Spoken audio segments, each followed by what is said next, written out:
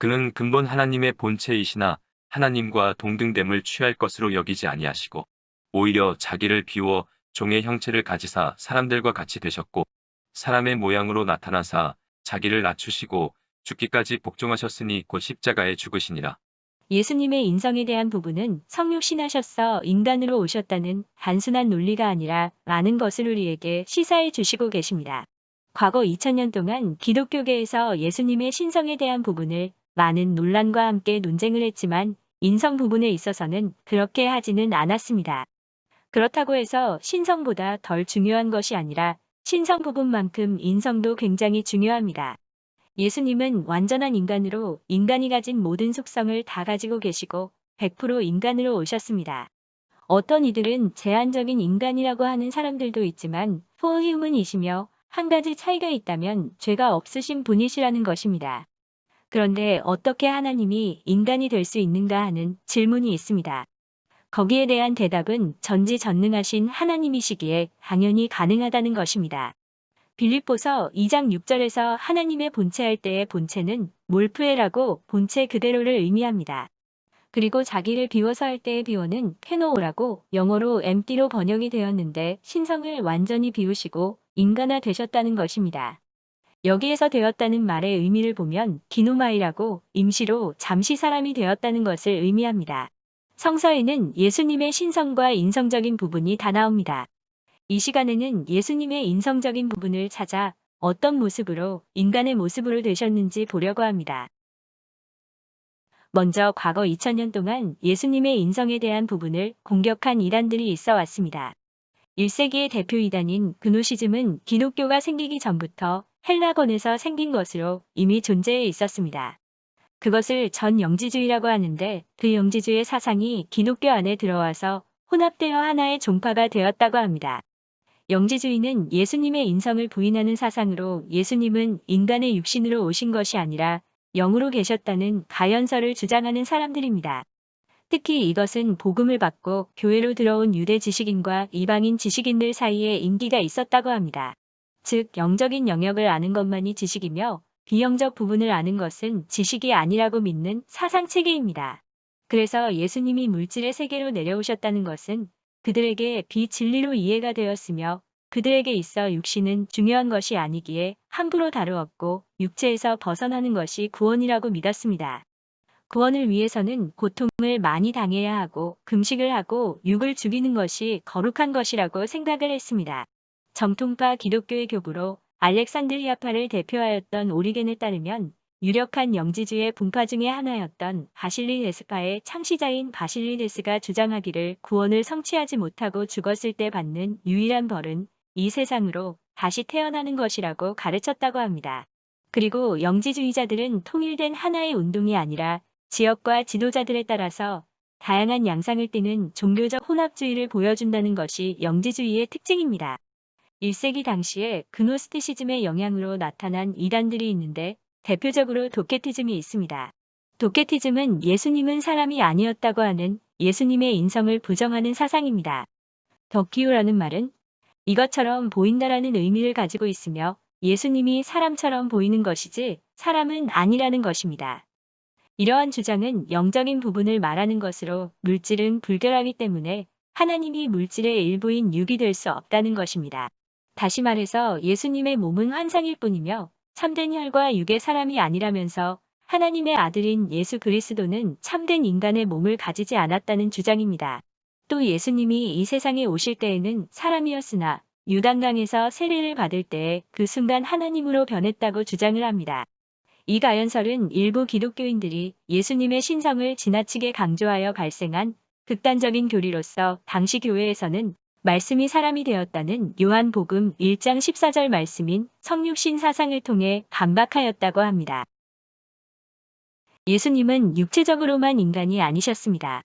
예수님은 육체적으로, 심리적으로, 감정적으로, 의지적으로, 지적으로도 완전히 인간이셨습니다. 하나님의 모든 신성을 포기하셨기에 기도를 하지 않으시면 힘을 쓰실 수가 없으셨고, 그래서 성부와 하나님께 기도를 하셨습니다. 하나님이신 분이 본인의 신성을 포기하시고는 우리처럼 육적인 제한을 가지시고, 지적 제한을 가지고, 감정적인 나약함을 가지시고, 아버지께 부탁을 하셨습니다. 그래서 사탄은 이러한 것을 알고 있었기에 마태복음 4장에서 예수님을 육적인 부분으로 시험하였던 것입니다. 예수님은 완전한 인간으로 오셨기에 육체적인 제한을 받으시는데 마태복음 4장에서는 배고파 하셨고 요한복음 19장에서는 십자가에 매달려 계시면서 목말라 하셨습니다. 요한복음 4장 6절에서는 사마리아에서 피곤하시어 우물가에 앉으셨다고 하셨고 십자가에 달리시기 전 겟세마네 동산에서 기도하실 때에는 실망도 하셨습니다. 또한 마태복음 27장에서 십자가에 매달리시면서 극심한 육체적 고통을 겪으셨습니다. 이런 모든 것을 볼 때 예수님은 우리의 육체와 똑같은 분이셨습니다. 예수님은 심리적, 감정적으로도 우리와 같은 분이셨습니다. 예수님은 사랑하는 분이 있으시면 사랑하신다고 하셨습니다. 요한복음 13장 23절에 내 사랑하는 제자라고 하셨는데 예수님은 베드로와 다른 제자보다 요한을 사랑하셨습니다. 어떤 부분에서는 예수님이 편애하신 것이라 할 수 있습니다.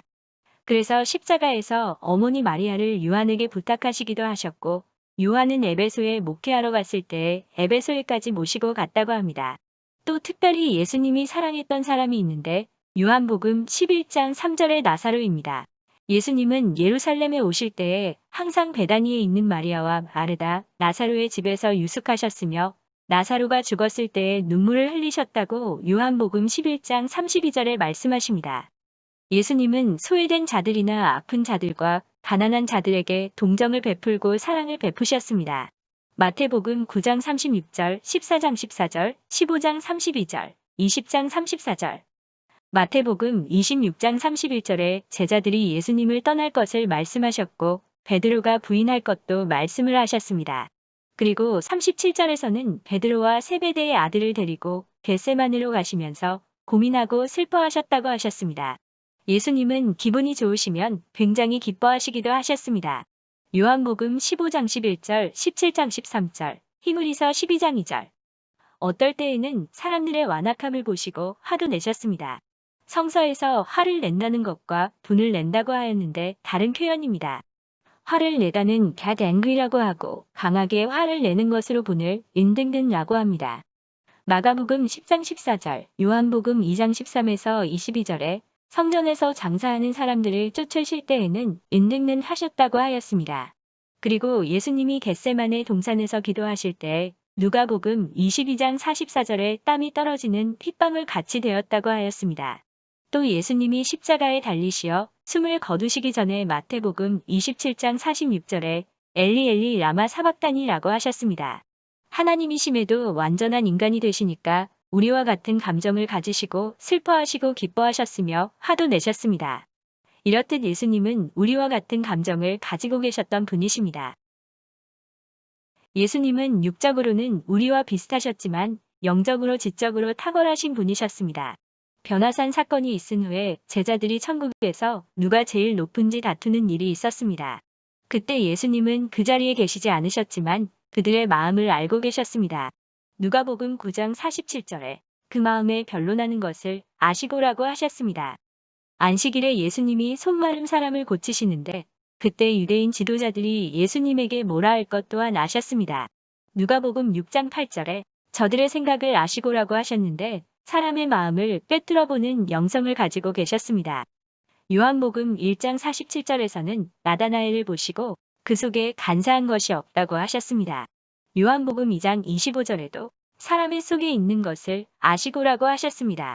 그리고 요한복음 4장에서 사마리아 여인을 만나시고 그 여인의 남편이 5명임을 말씀하십니다. 예수님이 목말라 하시고 피곤해 하시어 그 우물가에 계셨는데 예수님의 영성과 지적인 부분은 대단히 밝으셨습니다. 마태복음 26장 34절에서는 베드로가 예수님을 부인할 것 또한 미리 알고 계셨습니다. 그리고 예수님이 이 세상에 오시어 무엇을 하실 것인지도 다 알고 계셨습니다. 십자가에서 죽으실 것을 아셨고 부활을 하실 것도 아셨으며 이 사건을 아시고 계획하시고 그대로 진행하신 것을 볼 수 있습니다. 마태복음 16장 21에서 28절, 17장 22에서 23절, 마가복음 8장 30에서 31절, 9장 30에서 31절, 10장 33에서 34절, 누가복음 9장 22에서 27절, 요한복음 18장 4절. 또 예수님이 십자가에서 달려 피 흘리실 것을 다 아시는데 그 일을 생각하시면 스트레스 받으신다고 누가복음 12장 50절에 말씀을 하셨고, 예수님께서 성만찬하실 때에 아버지께 기도를 하시는데 요한복음 12장 27절에서 지금 내 마음이 괴로우니 무슨 말을 하리요. 아버지여, 나를 구원하여 이때를 면하게 하여 주옵소서. 그러나 내가 이를 위하여 이때에 왔나이다. 이런 기도를 하셨습니다.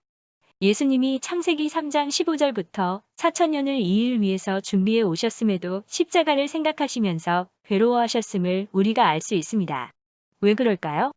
예수님은 창조주이십니다. 우리를 지으신 창조주께서 보잘것없는 피조물들에게 육체적 고통뿐만이 아니라 정신적 모독을 당하시기 때문입니다. 예수님께서는 사람으로 오실 것을 성서에서 말씀을 하셨습니다. 첫째, 창세기 3장 15절에 사탄에게 말씀하셨습니다. 내가 너로 여자와 원수가 되게 하고 내 후손도 여자의 후손과 원수가 되게 하리니 여자의 후손은 내 머리를 상하게 할 것이요 너는 그의 발꿈치를 상하게 할 것이니라. 이것을 원시복음이라고 하는데 예수님이 십자가에 달리실 것을 말씀하신 것입니다. 두 번째로 예수님이 아브라함에게 이삭을 모리아산에서 제물로 바치라고 한 사건이 있습니다. 거기에서 이삭을 바울은 갈라디아서 3장 16절에 그리스도라고 하였습니다. 즉 구약에서 예수님이 이 땅에 오셔서 대속 제물로 드려질 것을 예표로 보여주신 것을 증거하고 있습니다. 세 번째로는 출애굽하기 전에 모세에게 유월절을 영원한 규례로 지키라고 하셨는데 그 유월절 어린 양으로 마태복음 27장 예수님이 유월절 날 십자가에서 피를 흘리시고 죽으셨습니다. 네 번째로 이사야 선지자에게 동정녀에게 탄생할 것을 이사야 7장 14절에 말씀을 하셨고 마태복음 1장 23절에 이르셨습니다. 이 부분을 바울이 갈라디아서 4장 4절에 여자의 후손이라고 표현을 하였습니다. 다섯 번째로 미가서 5장 2절에서는 예수님이 베들레헴에서 탄생하실 것을 말씀해 주셨고 마태복음 2장에 이르셨습니다. 여섯 번째로 예수님이 왕으로 오신다고 스가랴서 9장 9절에 말씀을 하셨는데 예수님의 족보를 보면 마태복음이나 누가복음의 족보에서 다윗 왕의 후손으로 예수님이 오셨음을 알 수 있으며 요한복음 12장 15절에 증거하고 있습니다. 일곱 번째로 예수님은 나귀를 타고 입성하신다고 스가랴 9장 9절에서 말씀하셨는데 마태복음 21장 4절에 성취하십니다. 여덟 번째로 예수님이 이 땅에 오신 이유, 즉 대속의 죽음을 하시기 위해서 오시는데 시편 22편에서 말씀하시고 이사야 53장에서 말씀하시고 계십니다. 아홉 번째로 예수님이 죽으실 장소는 창세기 22장에서 아브라함에게 이삭을 제물로 바치라고 하신 장소가 모리아산인데 그 모리아산이 예수님이 십자가에 달리신 예루살렘입니다. 열 번째로 대속의 제물로 죽으신 예수님이 부활하실 것을 구약에서는 예표로 이삭이 제물로 드려진 사건과 출애굽 당시 홍해 사건, 요나의 표적, 시편 16편에서 말씀하셨고 복음서에서는 마태복음 16장 21절, 17장 22에서 23절, 마가복음 9장 31절, 누가복음 9장 43절 외에도 여러 군데 나옵니다. 그리고 예수님이 승천하신 후 사도행전 2장의 베드로의 설교에서도 증거하고 있습니다. 이렇게 많은 부분에서 예수님은 역사 가운데 말씀하시고 그것을 그대로 지키셨으며 대속의 제물로서 창세기 3장 15절을 이루시고 부활하셨으며 우리를 향한 사랑을 몸소 보여주셨습니다.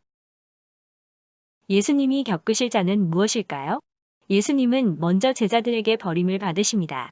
그리고 대제사장에게 끌려가서 마태복음 26장 57에서 68절 대제사장 가야바에게 인격적인 모독을 받습니다. 내가 하나님의 아들이냐는 질문에 내가 말하였느니라 대답하십니다. 이 말을 신성모독이라고 하면서 너희 생각은 어떠하냐? 대답하여 이르되 그는 사형에 해당하니라 하고 이에 예수의 얼굴을 침뱉으며 주먹으로 치고 어떤 사람은 손바닥으로 때리며 이르되 그리스도야 우리에게 선지자 노릇을 하라. 너를 친 자가 누구냐? 이렇게 창조주이신 예수님을 멸시하고 조롱하였는데 이것을 예수님이 참기 어려우셨던 것입니다. 예수님이 너희가 나를 따르려거든 십자가를 지고 따라오라고 하시는데 이것이 십자가를 지는 모든 것입니다. 우리가 십자가를 지려면 예수님이 당하신 육체적 고통, 인격적 모독 등을 겪어야만 합니다. 예수님께서는 하나님의 자녀들이 이것을 당해야 하는 것을 아시고 이것을 실제로 우리에게 모본으로 보여주셨습니다. 예수님은 빌라도에게 신문을 받으시고 채찍으로 맞으십니다. 빌라도의 명령에 로마 군인들이 창조주의 옷을 벗기고 채찍질하고 가시면류관을 씌우고 유대왕이여 하며 조롱하고 침을 뱉고 갈대로 때립니다.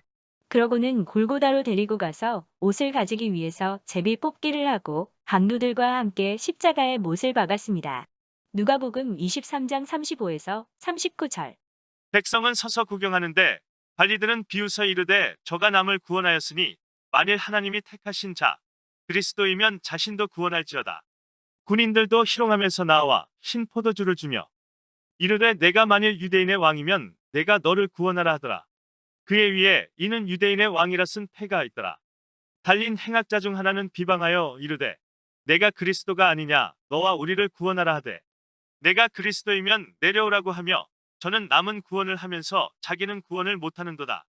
그들은 이렇게 창조주이신 예수님을 조롱하고 멸시하는 극치를 보여주었습니다. 그리고 예수님은 오전 9시에 십자가에 달리시고 정오에 엘리 엘리 라마 사박다니 이는 곧 나의 하나님 어찌하여 나를 버리셨나이까 라고 하십니다.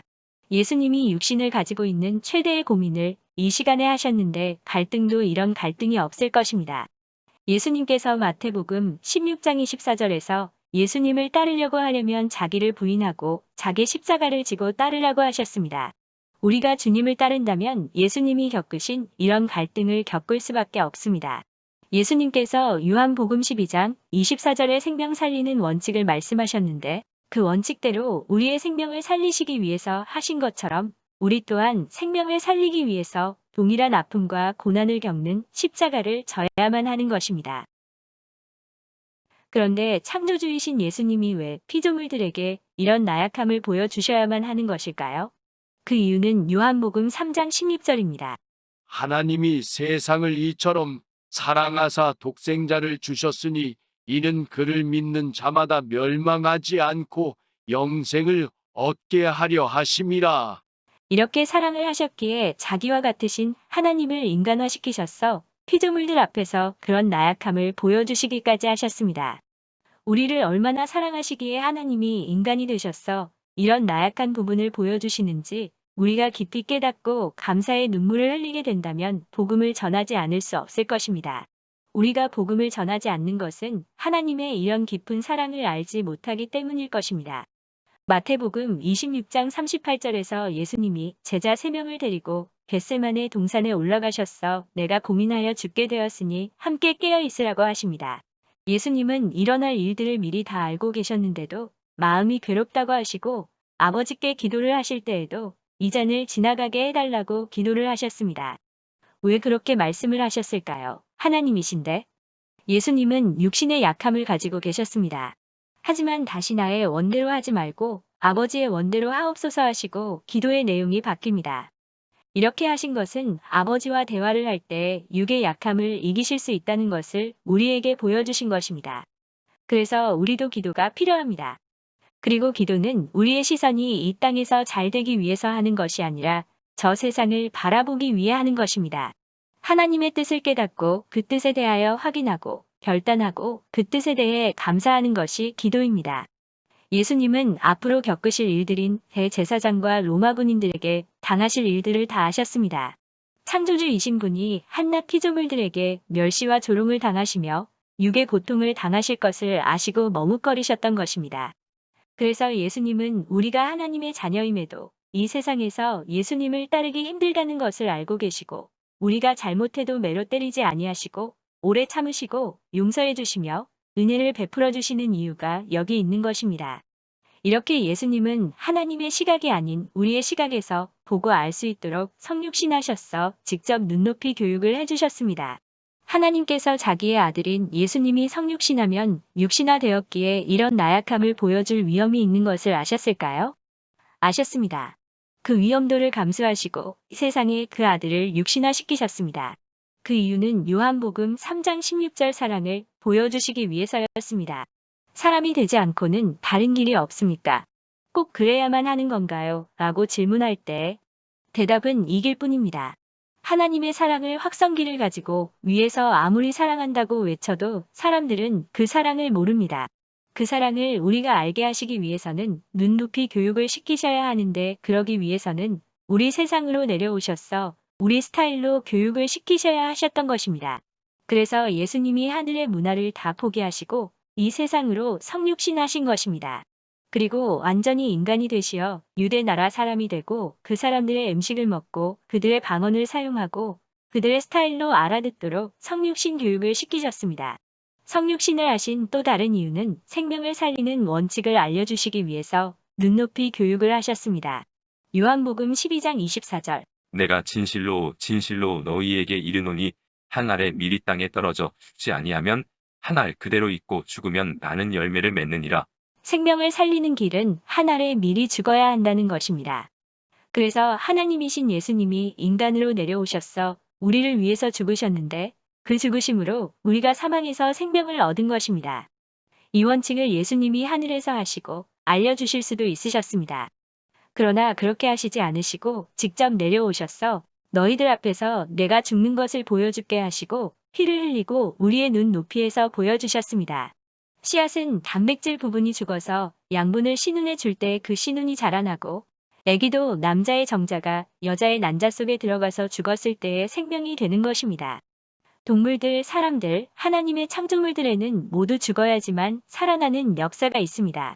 마가복음 8장 34절에서 예수님께서는 제자들에게 나를 따라오려거든 자기를 부인하고 자기 십자가를 지고 나를 따를 것이니라. 과거 기독교 2000년 역사 속에 믿음의 선진들이 요한복음 12장 24절에 생명 살리는 원칙을 따랐기에 지금까지 복음이 전해져 온 것입니다. 우리나라도 마찬가지였고 앞으로 복음이 들어갈 미전도 족속에게도 마찬가지로 자기를 부인하고 자기 십자가를 지는 희생이 있어야만 생명이 살아나는 것입니다. 이것이 예수님이 말씀하신 생명의 원칙입니다. 이러한 삶을 살기 위해서는 말씀과 기도가 있어야 합니다.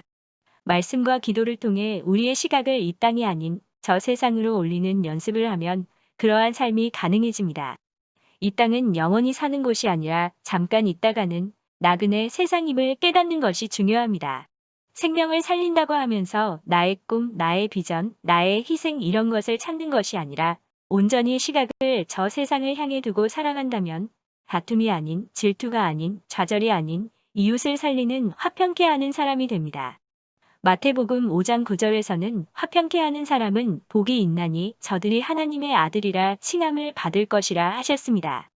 예수님은 창조주이시면서도 성육신하시어 한낱 피조물인 우리에게 조롱과 멸시를 당하시고 자신의 약함까지 보여주시면서까지 우리를 사랑하셨습니다. 그 사랑을 여러분은 느껴지십니까? 예수님은 우리를 지으신 창조주이십니다. 그분의 사랑이 얼마나 크고 완전한 사랑인지 마음에 간직하시기 바랍니다. 내가 진실로 진실로 너희에게 이르노니 한 알에 미리 땅에 떨어져 죽지 아니하면 한 알 그대로 있고 죽으면 많은 열매를 맺느니라. 아멘.